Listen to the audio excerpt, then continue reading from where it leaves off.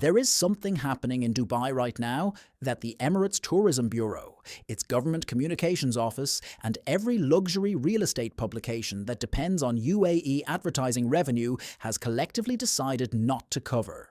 People are leaving, not tourists at the end of a vacation, not contract workers whose visa expired, residents, long-term expats.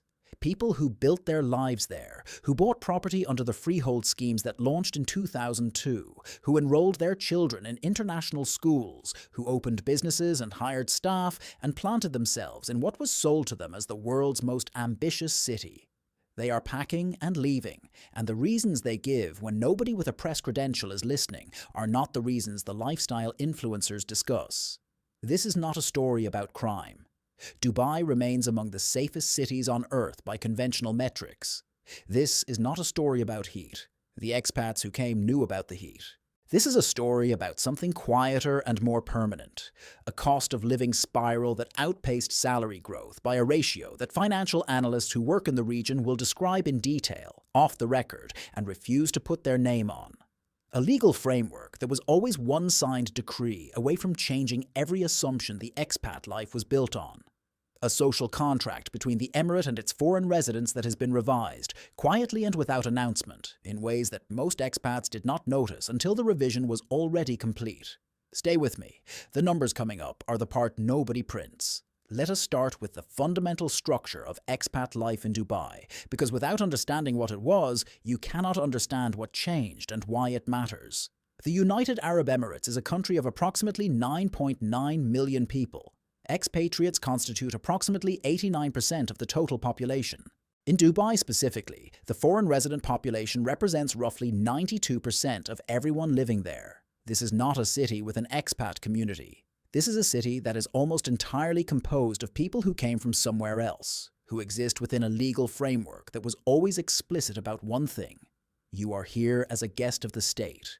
Your presence is contingent on your economic utility, and no length of residence, no cultural integration, no business built or tax paid creates a path to permanent belonging in the legal sense that the word carries anywhere else on earth. The expats who came in the 2000s and 2010s understood this on paper. They chose to set that understanding aside because the financial proposition was extraordinary. No income tax, no capital gains tax, year-round sunshine, infrastructure that functioned, safety, and salaries, particularly in finance, technology, and professional services that were structured with a Dubai premium baked in, a compensatory uplift for the understood impermanence of the arrangement. For a specific window of approximately 15 years, that trade made rational sense for a large number of people from a large number of countries. The Dubai of that window is not the Dubai of 2024. This video is just the surface. Everything I have collected on the silent expat migration, the destination data, the real estate arbitrage playbook the departing are using, the legal trigger points that change the calculation, the countries absorbing Dubai's outflow, lives in the Migration Intelligence Vault, linked in the description. Over 35 guides, one place. But stay here. This video is just getting started, and the section coming up is where the financial argument fully lands. The rent data is where the story becomes impossible to ignore, so let us go directly there. Between 2020 and 2024, average residential rents in Dubai increased by approximately 61%, according to property consultancy CBRE's Dubai Market Analysis. That figure applies to the overall market. In the specific districts where the expat professional class concentrated, Dubai Marina, JLT, Downtown, DIFC, Jumeirah, the increase in the same period tracked between 70 and 90%, depending on unit type.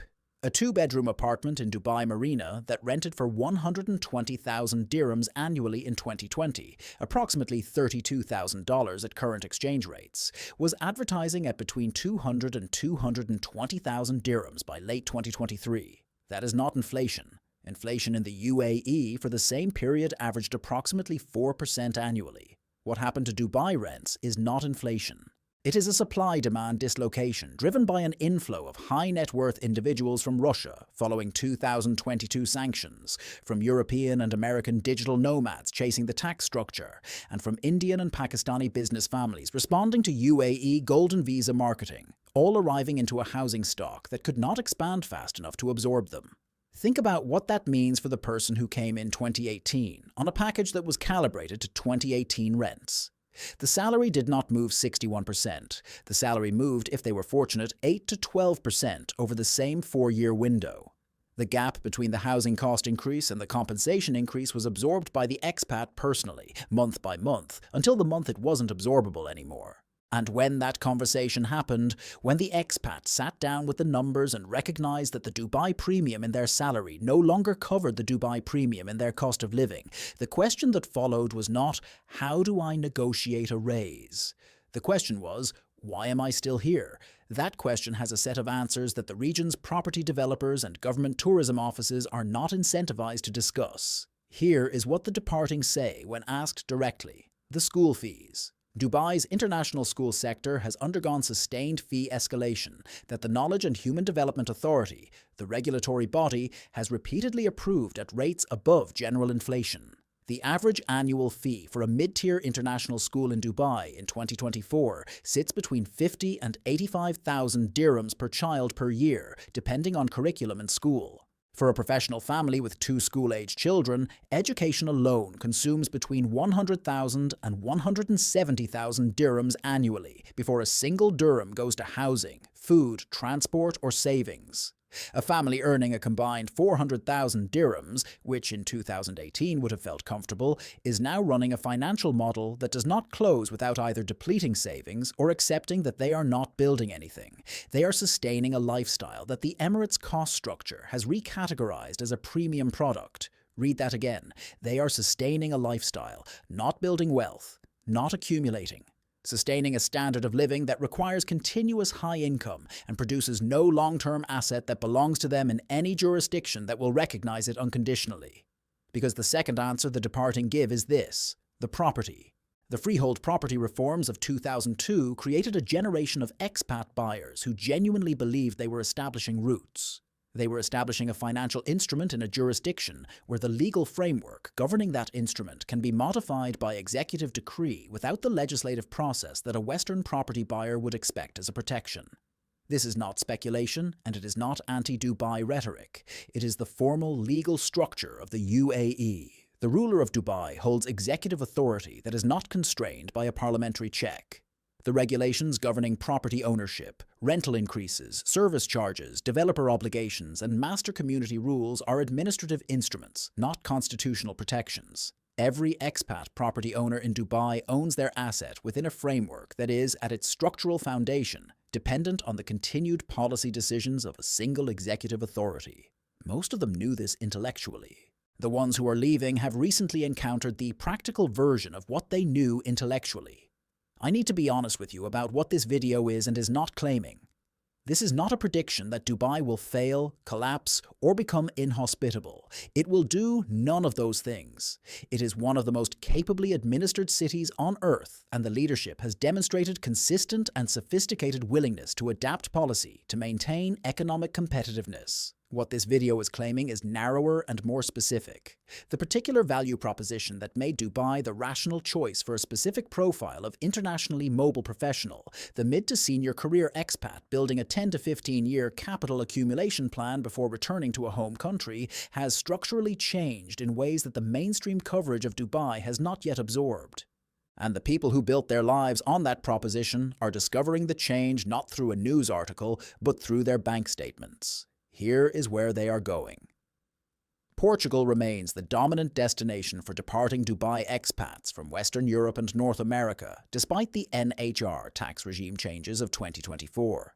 Because the combination of EU residency access, real property ownership in a system with genuine legal protections, school quality in Lisbon and Porto, and a cost of living that, even post-pandemic increase, runs between 40 and 60% lower than equivalent Dubai living for a family of 4, still closes the financial argument convincingly. Georgia, the country, not the state, has absorbed a significant cohort, primarily from the tech and digital business community, because of its flat 9% income tax, its extremely low cost of living, its visa-free or easy access entry for most nationalities, and its absence of restrictions on foreign property ownership.